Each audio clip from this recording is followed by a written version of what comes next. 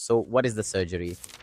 This procedure, even though it might sound serious, is actually very, very simple. What's our goal? Our goal is to draw out the blood and the clot and stop the bleeding. So why don't we just draw it from a small vein, like the veins here in my hand, for example, or anywhere else? No, that definitely wouldn't work in any way at all.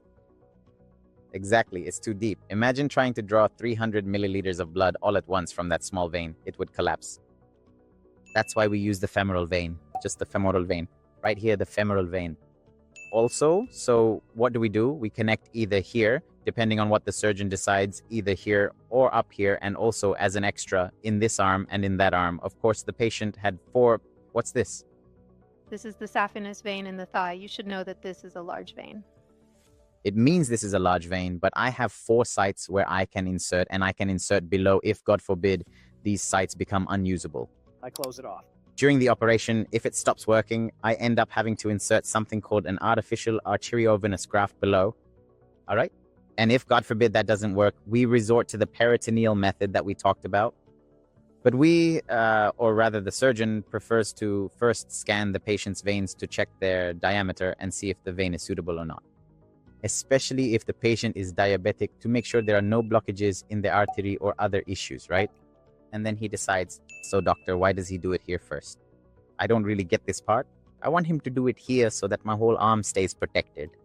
He does it here because if he does it higher up, you lose the chance to use the vein that Can be used. That's it. Exactly. That is absolutely correct. You are completely right. and you have a chance, because you actually have 4 chances, right? Before we lose anything. So what do we do in the operation? What does the surgeon do? All they do is the artery has a high blood flow.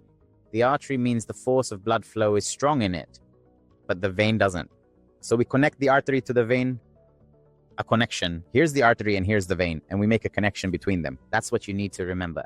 This strong blood flow into the vein makes the vein enlarge. After a month of this blood flow, the vein gets bigger, so I can insert a large needle into it and draw blood from it easily. It's just like someone who lifts weights. If you know about weightlifting, you know how the muscle grows. It's exactly like that. The muscle gets stronger. We're strengthening the vein with the artery. Simply put, we're making it stronger, or whatever you want to call it. How long does it take after we do this procedure? About a month before we can use it. By the time We use it, yes. By the time they call it maturation, yes. So we keep drawing from the catheter, but we've already done the procedure, brought it in and done it. It takes about a month until the vein reaches the required size to be used. medical catheter device,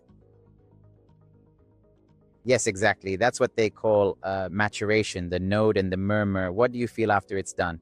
You know how on a mobile phone when the screen vibrates? It's the same thing for the patient. If he puts his hand like this, as we teach him after the procedure, he feels a vibration, a buzzing. And I want to tell you, this buzzing is one of the best things for a kidney patient, that he hears this buzzing sound. I mean, if you ask a kidney patient, the most important thing for him is to hear it and make sure it doesn't stop. This buzzing becomes part of his life here. Because if he comes and puts his hand and finds that the buzzing is gone, it means the procedure has failed. So if we don't keep that part open, it's gone. He discovers it from this area. So this buzzing is very important for dialysis patients, and that's what we tell them and teach them. There are always some very, very important things right after the procedure. There are important things you have to pay attention to after this procedure so that it doesn't fail and the process doesn't stop. Like what?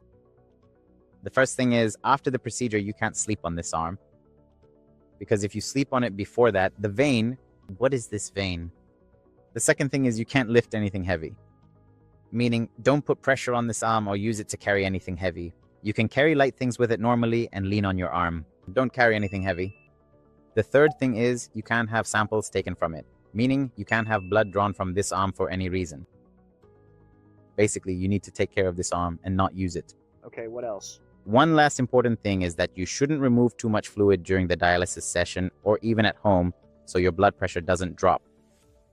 A drop in blood pressure during the dialysis session. Unfortunately, many times patients want to eat and drink more, so they increase the amount of fluid removed to have a bit more freedom.